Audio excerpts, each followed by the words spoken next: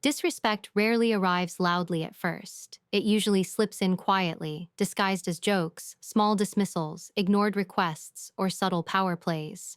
People test boundaries the same way they test water temperature, slowly, carefully, watching your reaction. Behavioral psychology shows that human beings are constantly scanning for cues about what is permitted and what is not. They are not always malicious.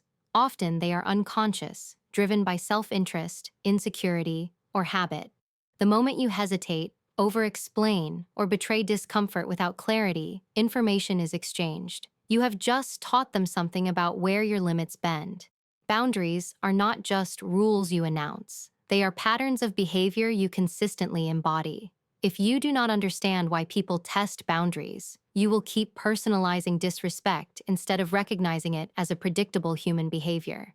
Awareness is the first form of power, and without it, you will react emotionally instead of responding strategically. At a psychological level, boundaries are challenged because they reveal status, confidence, and emotional stability. People unconsciously push to see who will self-regulate and who will self-abandon.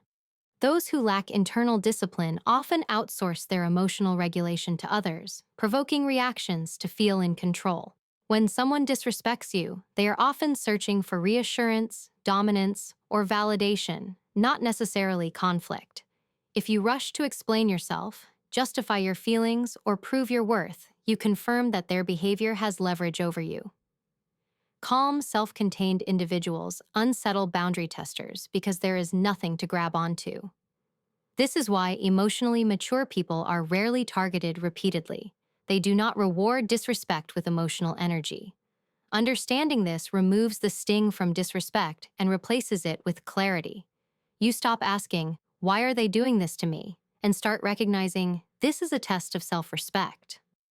Many people struggle with boundaries because they confuse them with aggression or fear being seen as difficult. From early conditioning, we are taught that being accommodating equals being good, that silence preserves peace, and that asserting ourselves risks rejection. But psychology teaches us that suppressed boundaries do not disappear.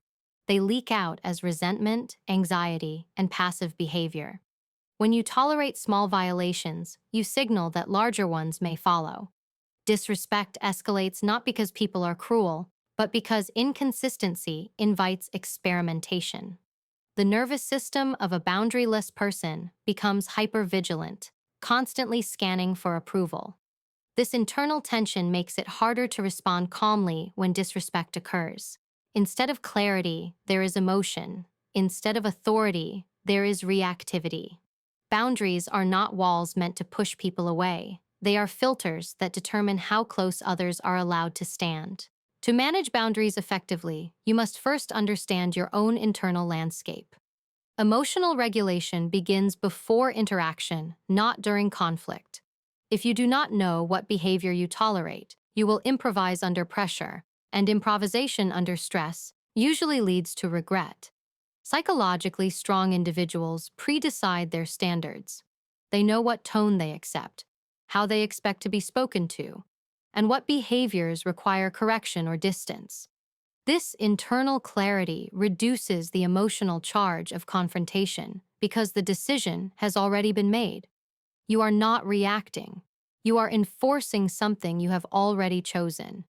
This is the difference between being emotional and being grounded. One is fueled by impulse, the other by principle. Boundaries enforced from principle feel calm, not dramatic. Another reason disrespect persists is that many people mistake explanations for boundaries. Explaining is often an attempt to be understood, but boundaries do not require understanding to be valid. Behavioral psychology shows that excessive explanation weakens authority because it shifts the focus from behavior to justification. When you over-justify, you imply that the other person has veto power over your limits. Quiet authority, on the other hand, does not argue its existence. It states, acts, and moves accordingly.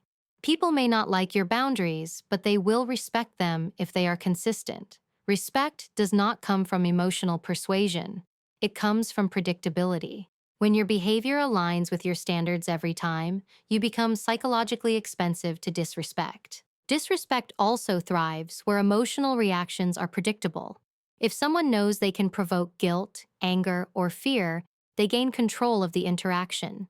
This is why emotional regulation is foundational to boundary management.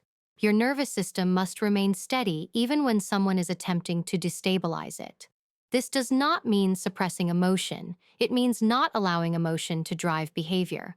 The calm nervous system communicates safety, confidence, and authority.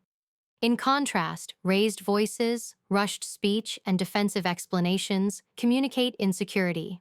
People respond more to emotional signals than words. When you regulate yourself, you regulate the interaction. Silence, when used intentionally, is often more powerful than speech. It creates space, interrupts manipulation, and forces the other person to confront their behavior without your participation. It is important to understand that boundaries are not about controlling others. They are about controlling access to you. You cannot force someone to behave respectfully, but you can decide what behavior you will engage with. This shift in mindset is crucial. When you stop trying to change people and start managing your response, you reclaim your power. Disrespect loses its grip when it no longer produces the desired reaction. Psychology refers to this as extinction. Behaviors that are not rewarded eventually fade. If sarcasm, dismissal, or condescension no longer produces emotional payoff, it often stops. This requires patience and consistency, not confrontation. Many people fail here because they want immediate validation instead of long-term self-respect. Boundaries are not dramatic moments. They are quiet patterns repeated over time. Self-respect is the silent foundation beneath every effective boundary. If you secretly believe that keeping people comfortable is more important than honoring yourself, your boundaries will always collapse under pressure. People sense this discrepancy intuitively. They may not articulate it, but they respond to it. When your internal values align with your external behavior, there is coherence. One of the most misunderstood aspects of boundaries is the belief that you must address every violation immediately. In reality, strategic restraint often communicates more strength than instant correction. Not every comment deserves your energy. Emotional intelligence involves discerning what requires response and what requires distance. Some behaviors are corrected through clear words. Others are corrected through reduced access. The ability to walk away emotionally, even while remaining physically present, is a powerful skill. It signals that you are not dependent on the interaction for validation. This detachment is not coldness, it is self-command. People who cannot provoke you lose influence over you. Boundaries also reveal who belongs in your life and who does not. When you begin enforcing standards, some people will adjust and others will resist. Resistance is information, not failure. Psychology teaches that when a system changes, those invested in the old dynamics push back. This is not a sign that your boundaries are wrong. It is a sign that they are working. Discomfort during this phase is normal. You are breaking emotional habits, both yours and theirs. Growth is rarely comfortable, but it is always clarifying. Over time, the people who remain are those who respect you, not because you demanded it, but because you modeled it. As you move forward, remember that managing boundaries and disrespect is not about becoming harder or colder. It is about becoming clearer. Clarity removes confusion, and confusion is where manipulation thrives. When your standards are clear, your responses become simpler. You speak less, but your words carry more weight. You react less, but your presence commands more respect. This is the foundation upon which emotional discipline is built. Internal discipline is the quiet skill that determines whether your boundaries hold under pressure or collapse in the moment they are tested. It is easy to speak about self-respect when conditions are calm.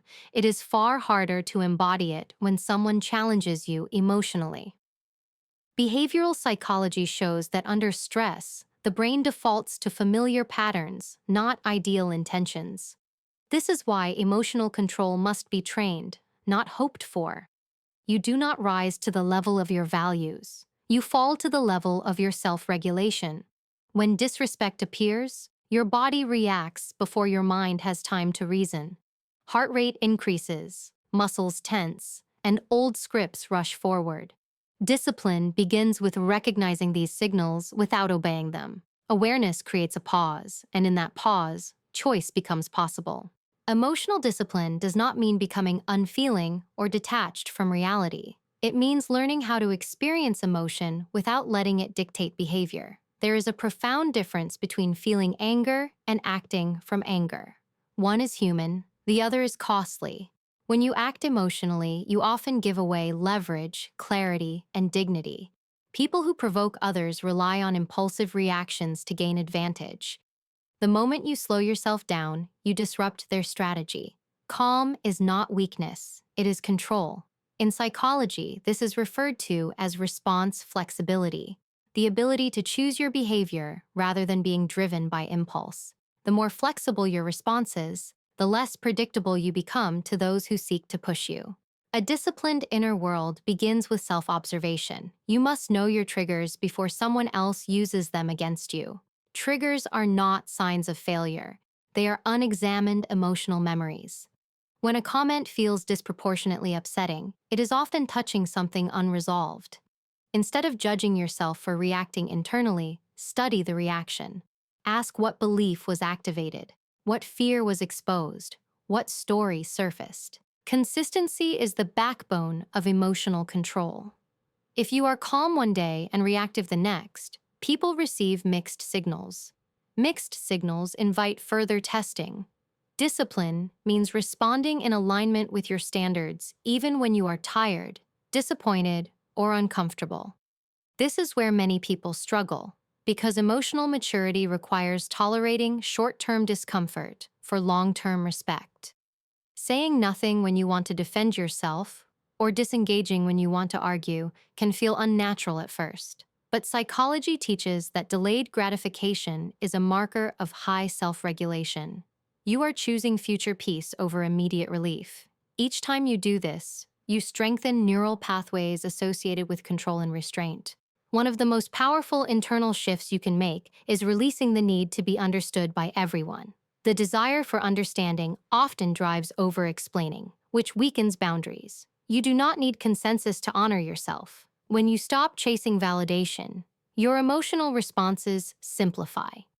You speak because it is necessary, not because you are anxious.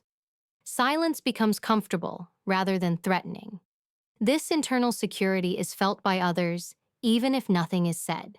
People sense when you are grounded in your own authority. They may not agree with you, but they will adjust their behavior around you. Emotional control is also deeply connected to self-talk. The narratives you repeat internally determine how you experience external behavior. If your internal dialogue is self-critical or fearful, disrespect feels personal and overwhelming. If your inner voice is calm and affirming, disrespect becomes data rather than injury. You might internally note, this behavior is misaligned with my standards, instead of, why does this always happen to me? Another essential element of internal discipline is learning to regulate your body, not just your thoughts. The nervous system plays a central role in how you respond to perceived threats. Slow breathing, relaxed posture, and steady eye contact signal safety to your own brain. When the body feels safe, the mind becomes clearer. This is not superficial technique. It is biological reality. You cannot think your way out of a dysregulated state. Boundaries also strengthen when you stop rehearsing imaginary confrontations. Many people exhaust themselves mentally arguing with people who are not present. This habit keeps the nervous system activated and reinforces emotional reactivity. Discipline involves redirecting attention back to what is real and actionable. You do not need to prepare speeches for hypothetical disrespect. Trust that when the moment comes, your clarity will guide you. Mental rehearsal of conflict often increases anxiety rather than preparedness. Calm confidence comes from knowing your standards, not from planning every possible response. Simplicity is a sign of mastery. There is also strength in accepting that you cannot control how others perceive your boundaries. Some will interpret calm restraint as distance, others as confidence, and some as rejection. Their interpretation is not your responsibility. Emotional discipline includes allowing others to have their reactions without trying to manage them. As your internal discipline grows, you may notice a reduction in the number of confrontations you experience. This is not because you are avoiding reality, but because your presence communicates boundaries before words are needed. People intuitively adjust their behavior around those who are emotionally regulated. They sense the lack of volatility, the absence of insecurity, the quiet confidence. This does not mean you will never face disrespect again, but it does mean it will be clearer, shorter, and easier to address. Internal order creates external simplicity. It is important to understand that discipline is built through repetition, not intensity. Small, consistent acts of self-control compound over time.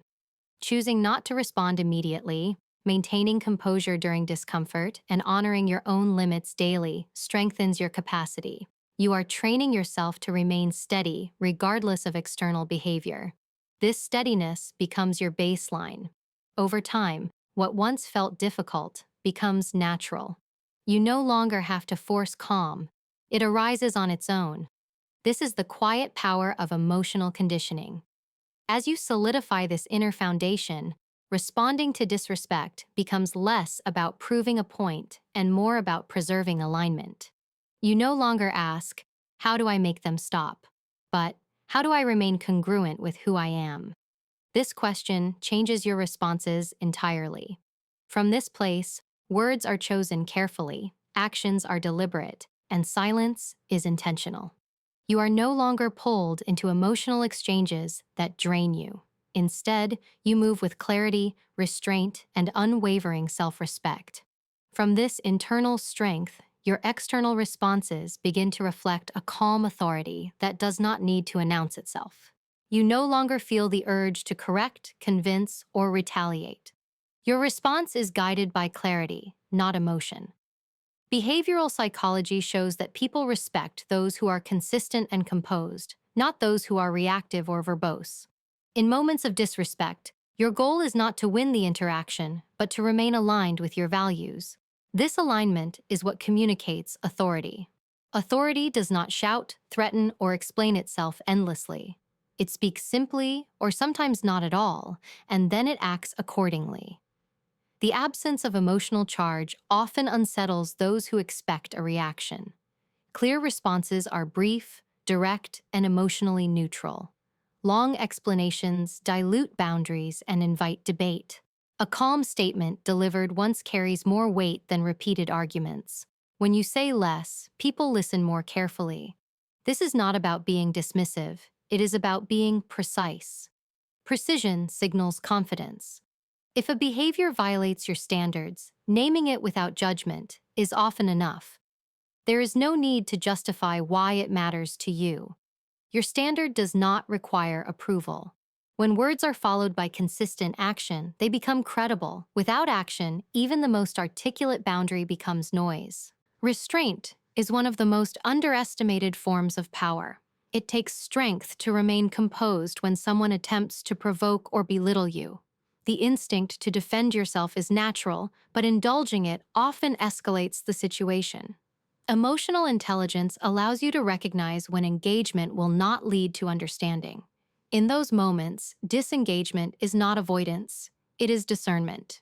You are choosing not to invest energy where there is no return. This choice preserves your dignity and prevents unnecessary emotional depletion. Over time, people learn that disrespect does not grant them access to your attention. Silence, when used intentionally, can communicate boundaries more effectively than confrontation. Silence creates a mirror in which the other person must face their own behavior. It disrupts manipulation and forces accountability without accusation. This is not passive behavior, it is deliberate self-command. Silence combined with steady presence signals that you are neither intimidated nor interested in participating in dysfunction. Many people find this unsettling because it removes their leverage. You are not withdrawing in fear. You are standing firmly without engaging. This is quiet authority in action. When boundaries are crossed repeatedly, consequences become necessary. Consequences are not punishments. They are natural outcomes of misalignment. Reducing access, changing proximity, or altering the nature of the relationship are all forms of boundary enforcement. Psychology teaches that behavior changes when outcomes change. If disrespect results in distance rather than drama, the behavior often diminishes. If it does not, the relationship reveals its limitations. Unwavering self-worth is what allows you to follow through without guilt. Guilt often arises when you have been conditioned to prioritize others' comfort over your own well-being. Managing this guilt is part of emotional maturity. Discomfort does not mean you are wrong. It often means you are growing. When you honor your standards consistently, guilt fades and is replaced by calm confidence. You begin to trust yourself. This self-trust is essential because it frees you from needing external validation. You know who you are, and that knowledge stabilizes you. It is also important to recognize that respectful people do not require constant boundary reinforcement. When you encounter resistance, it is information about the dynamic, not a reflection of your worth. You are not obligated to educate others on basic respect. Your responsibility is to decide how much access they have to you. This shift from correction to choice changes everything. You stop trying to fix people and start managing your environment. This is a psychologically healthy position. It places responsibility where it belongs and reduces emotional exhaustion. Responding to disrespect with clarity and restraint often inspires self-reflection in others, even if it is not immediately visible. Your calm presence sets a standard that speaks louder than confrontation. Some will rise to meet it, others will move away. Both outcomes serve your well-being. You are not here to be liked by everyone. You are here to live in alignment with your values. This alignment creates peace, and peace is the ultimate indicator of healthy boundaries. Over time, you may notice that disrespect no longer feels personal. It becomes simply another form of information. You respond without internal disturbance. Your nervous system remains steady, your words remain measured, and your actions remain consistent. This steadiness becomes your reputation.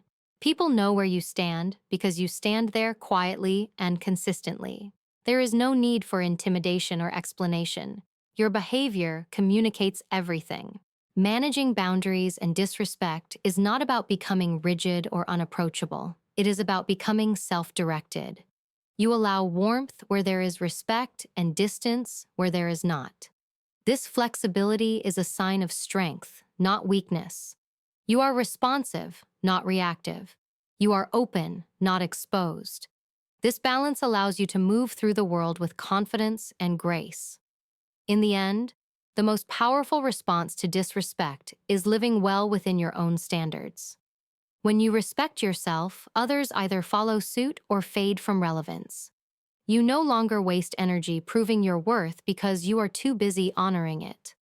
This is the quiet authority that cannot be taken from you. It is built through awareness, discipline, and consistent self-respect. And once established, it shapes every interaction without effort, without noise, and without apology.